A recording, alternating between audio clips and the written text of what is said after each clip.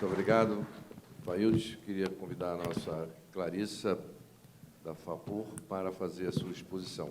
Eu vou observar o tempo de 15 minutos, me desculpem.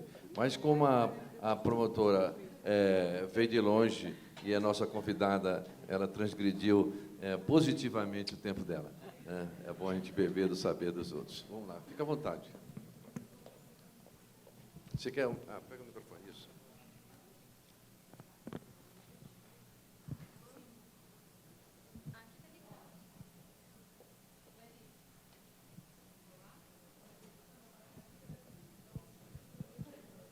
Boa tarde.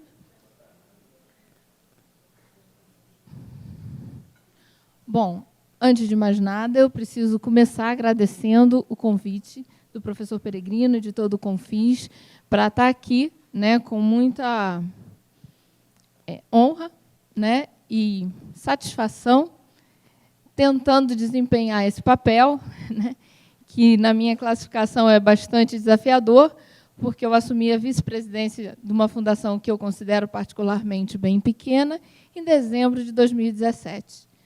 A minha formação, eu sou, talvez deva dizer, era, né, pesquisadora.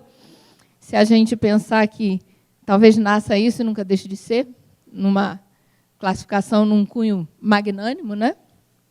E não humilde, né? Então, mas a minha formação é científica na área de fisicoquímica e eu assumi isso, né, essa tarefa, por ter sido exposta a uma realidade visceral de necessidade da minha universidade, da sua fundação de apoio, né? Eu descobri isso de uma maneira bastante crua, precisando dela. Não eu, na realidade, né, mas os projetos institucionais da FINEP.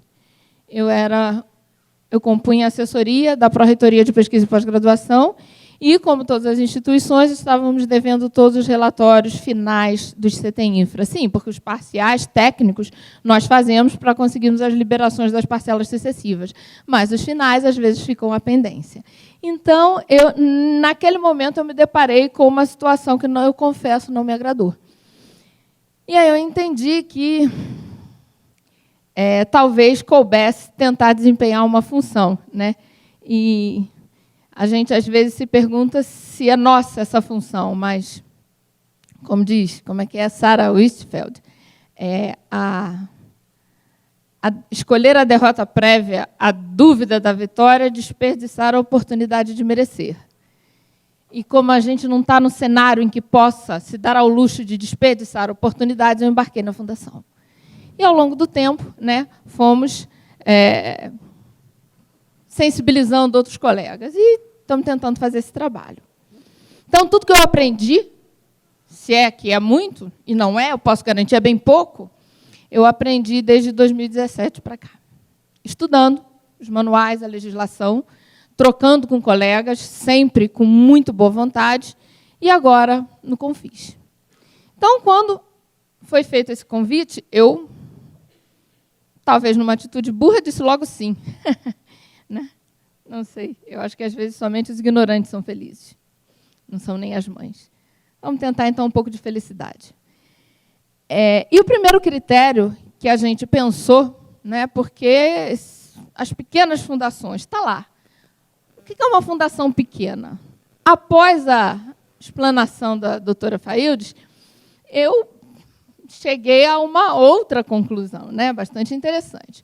Porque, se a gente adotar a classificação dos grupos A, B e C do próprio Confis, nós vemos que é exclusivamente baseada no fluxo financeiro total no ano de 2016, que classifica no grupo A aquelas que movimentaram de 0 a 50 milhões, no B entre 50 e 100 milhões, e no grupo C acima de 100 milhões, nós vamos identificar 72 fundações de apoio das 98. São 98, professor Peregrino? Ok. A de ontem, eu estava na Assembleia ontem, então o número está correto. 72, certo? 72 de 98. Só que o fluxo financeiro, se a gente usar essa classificação, a gente vai estar incorrendo numa crítica que eu vou fazer a forma de apresentação da contabilidade das fundações ao Ministério Público Estadual. Me perdoa essa ousadia. Tá certo? Por quê? Porque nós movimentamos um dinheiro que não é nosso. Tá certo? Nós não podemos ter lucro. Então, na realidade, o que eu identifico é que esse grupo que se formou, a partir desse critério, que não é, né, de patrimonial, que seria aquele que classificaria genuinamente, à luz do jurídico, tamanho, né, agrupou, né, um conjunto de fundações que, ora, na realidade, tem problemas estruturais comuns. E essa é a tônica da questão. Muitas das vezes, com maior dificuldade de operacionalizar a solução. Foi isso que eu identifiquei, tanto nos textos que nós trocamos no grupo de WhatsApp, como numa breve reunião que a gente tentou fazer ontem, né? Não com a participação, né, de todos que estão no grupo. E essas dificuldades, elas se concentram em basicamente duas esferas. Uma jurídica e uma contábil. Né? Isso, agora eu estou falando do ponto de vista operacional, do funcionamento das fundações de apoio.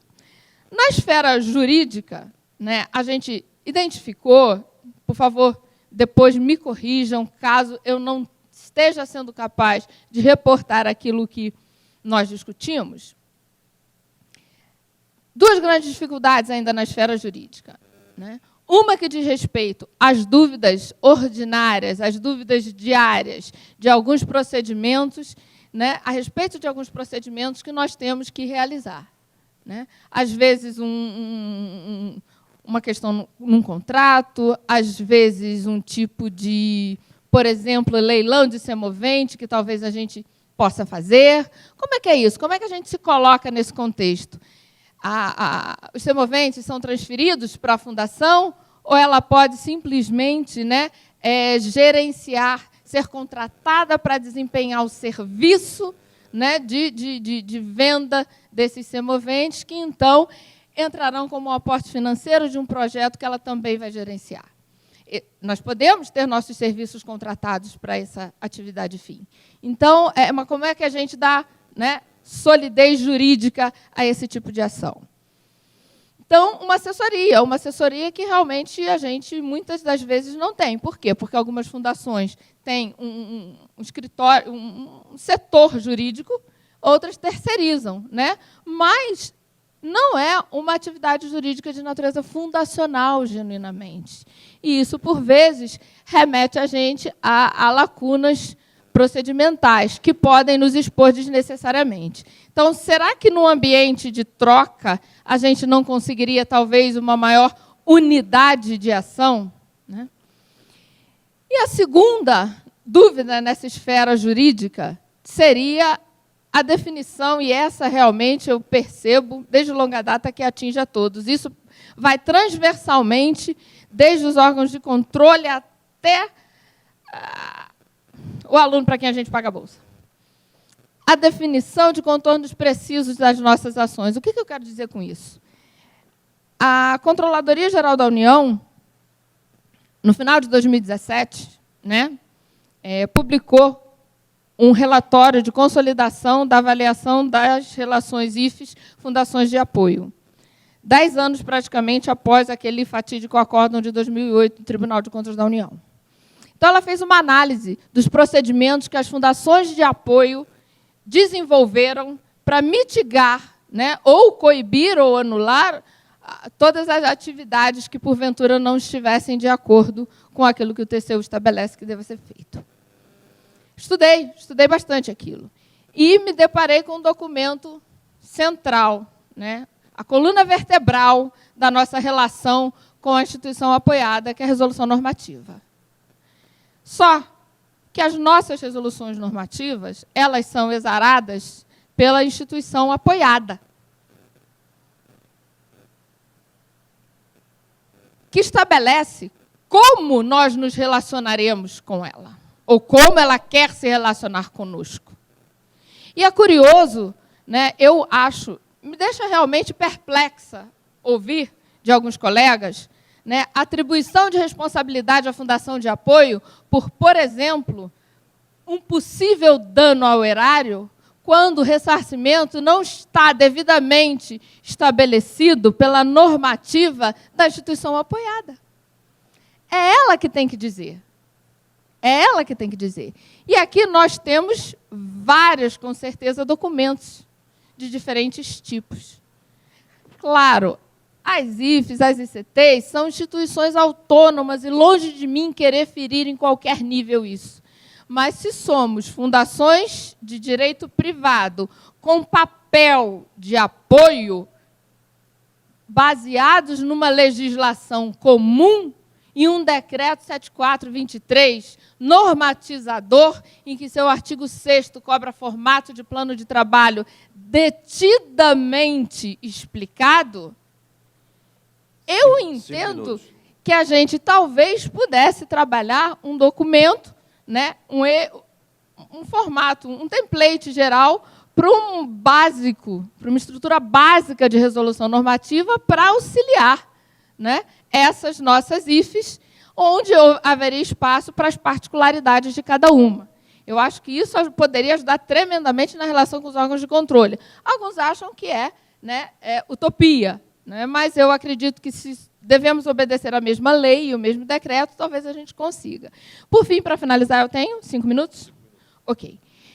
Existe a abordagem contábil. E aqui, doutora, a gente pena na mão do Ministério Público Estadual.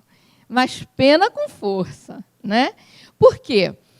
Porque no Rio de Janeiro, não sei como é, realmente confesso aqui toda a minha ignorância em relação ao procedimento nos outros estados, os contratos são considerados receitas e os convênios passivo, né? Esse dinheiro não é nosso. Não é por isso que a gente deva deixar de declará-lo. Mas será que não havia possibilidade de, além disso, a gente também... Eu sei, agora é a audiência que me mata. Normalmente eu sou morta por vários grupos distintos, mas está tudo bem. Será que não teria como a gente separar, além de apresentar essas contas, uma parte que seria somente da Fundação, para que a gente deixasse claro que o nosso patrimônio, na realidade, é bastante menor, se é que ele existe, e eu espero que em algum momento exista, porque eu acredito que seja, né, uma discussão que a gente vai ter na audiência, a relação entre impossibilidade de lucro e constituição de patrimônio. Eu preciso resolver isso na minha cabeça, que eu não sou capaz de entender como isso se estabelece, né? Mas outro exemplo é o controle patrimonial, né? A gente tem que declarar no imobilizado aquilo que foi passado para as instituições apoiadas. Mas há alguns editais que nós gerenciamos que permitem somente essa incorporação após a aprovação da prestação de contas. A FINEP é um exemplo típico. E, inclusive, ela reabriu algumas prestações de contas. Então, como é que a gente incorpora no patrimônio da IFES ou da ICT se a gente não tem autorização do ente financiador para esse tipo de atividade? Eu preciso dessa interlocução estabelecida com o meu Ministério Público Estadual para que ele possa entender a minha impossibilidade de agir nesse momento. Tá certo? Então, há essa particularidade da nossa... Há algumas particularidades na nossa função que eu realmente, genuinamente acredito que poderiam ser melhor explicadas, né? Há espaço para um diálogo que seria benéfico para as fundações, independentemente da sua dimensão. Então, basicamente, e essa dificuldade culmina, né, às vezes, com repetidas reprovações de contas ou atividades mais incisivas do ponto de vista persecutório, como aqueles que a gente viu, né, através do depoimento dos colegas de São Paulo. A credibilidade é o maior capital político que a gente tem, entendeu?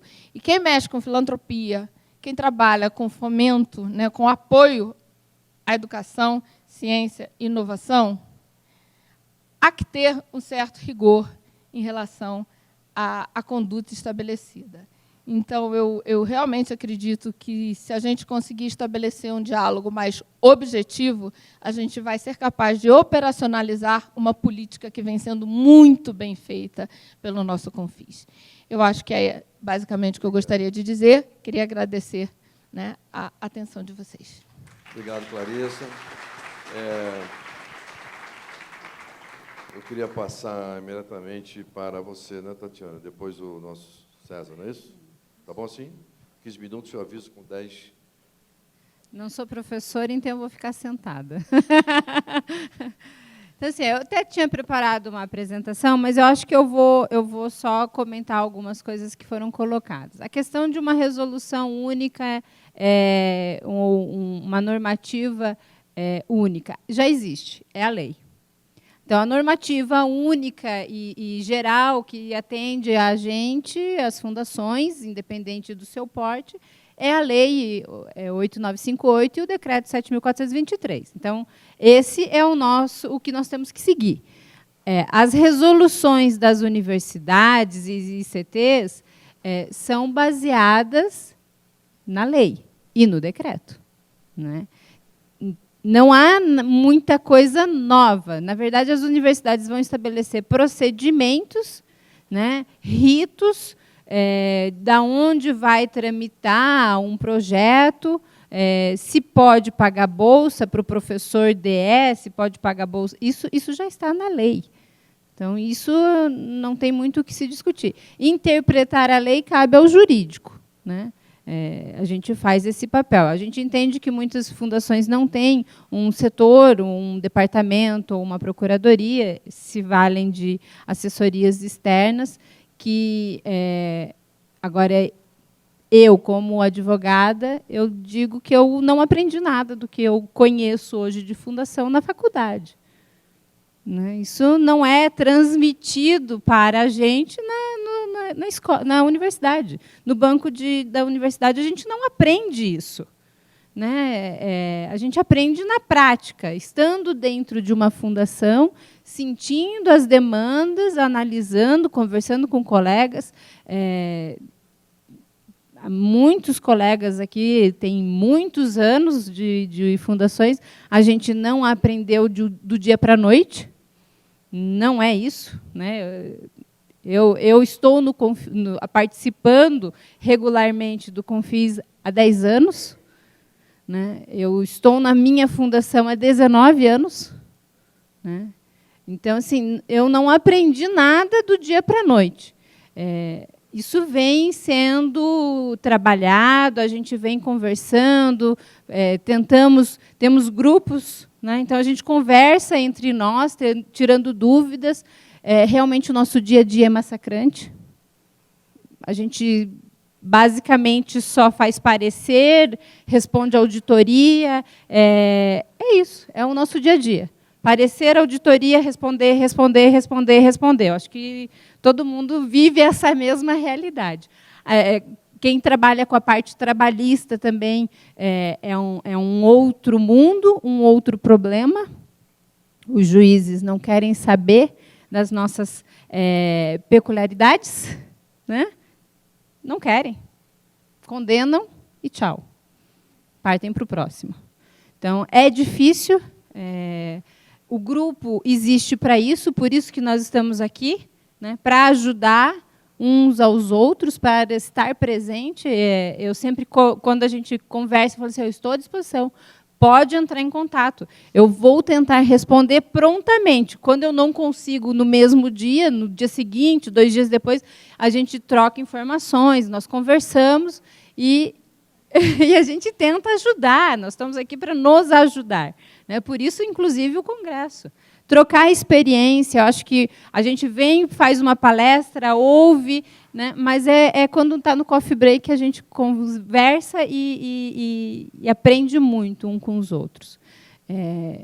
Não sei, eu acho que tem muitas coisas que a gente precisa, sim, se ajudar. Eu posso lhe dizer que, nesses 10 anos, o tema recorrente bolsa ele sempre aparece, né? Sempre é conversado, sempre é discutido e vai continuar sendo. Né? Questão trabalhista sempre aparece, sempre vai ser discutido e vamos continuar discutindo. O Ministério Público tem estados que temos muita facilidade de conversar com os promotores, eles estão presentes, eles nos ajudam, mas tem outros que não. Então, assim, dentro do próprio Ministério Público tem quem nos entende e quem não nos entende. Né? Tem quem ajuda e quem não ajuda. Né? Então, do mesmo jeito, nós temos nas nossas universidades. Quem não tem dificuldade de conversar com a nossa universidade? Fazer normativas que realmente a gente consiga operacionalizar dentro das universidades e das próprias instituições que apoiam. É muito difícil, são muitas realidades, mas, se a gente for conversar, a gente percebe que os nossos problemas são reincidentes, todos nós temos, basicamente, todos os mesmos problemas. Seria isso. Obrigado.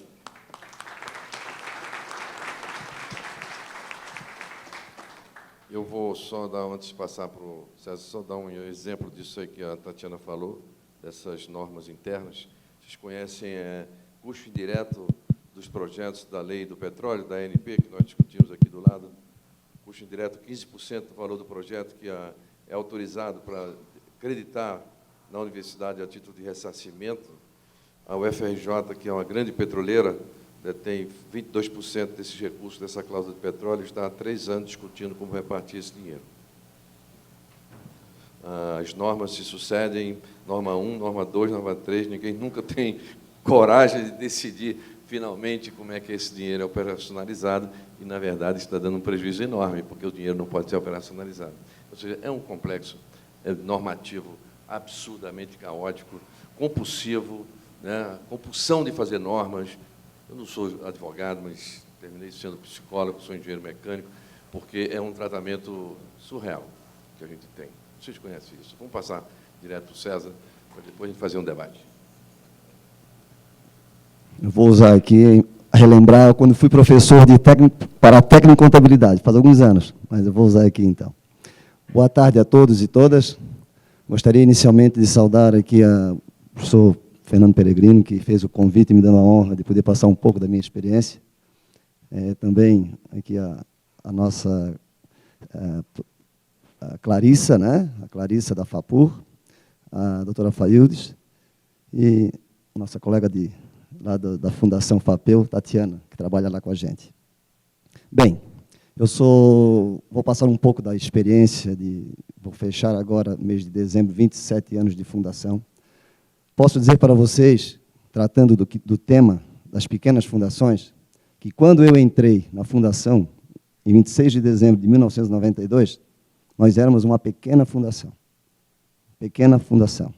Então, eu pude passar por essa trajetória, ao longo dos 27 anos, todo o seu crescimento, aonde chegamos. E nós saímos de pequena fundação. Falamos aqui em gestão, né? Temos a questão atual da transparência, né? Estamos entrando no mundo digital, já estamos nele, né? Inseridos. Contabilidade nas fundações. Quando eu comecei a fazer contabilidade na Fundação de Amparo, como disse a Tatiana, não aprendi isso lá na Universidade Federal, mas eu já tinha alguma experiência, né? Antes, em escritório de contabilidade, passei por alguns estágios que me ajudou muito a poder absorver de forma mais rápida a questão da contabilidade das fundações. Era uma contabilidade totalmente diferente. Diferente, que eu quero dizer da seguinte forma, até vou aqui, doutora Faildes, que quando eu prestei contas para o Ministério Público, saindo lá, o SICAP, que todos aqui talvez conheçam, Sistema de Prestação de Contas, desenvolvido, se salvo engano, pela FIPECAF, ou FIP, foi pela FIP de São Paulo, né? Pela Fundação FIP de São Paulo. Eu tive o privilégio de participar da apresentação do mentor do SICAP. Fiz alguns questionamentos à época. E por quê? Porque foi desenvolvido de uma forma em que o Ministério Público queria, de uma forma mais clara, ver o que a Fundação estava fazendo. de forma mais transparente. Né? E o que se fazia antes disso? Antes disso, o Ministério Público já atuava na Fundação. Só que ela atuava na Fundação, mas ela não tinha um sistema que pudesse reunir informações que ela entendesse como relevante, até mesmo para fazer o seu papel. Então, ela desenvolveu esse sistema e disponibilizou apenas.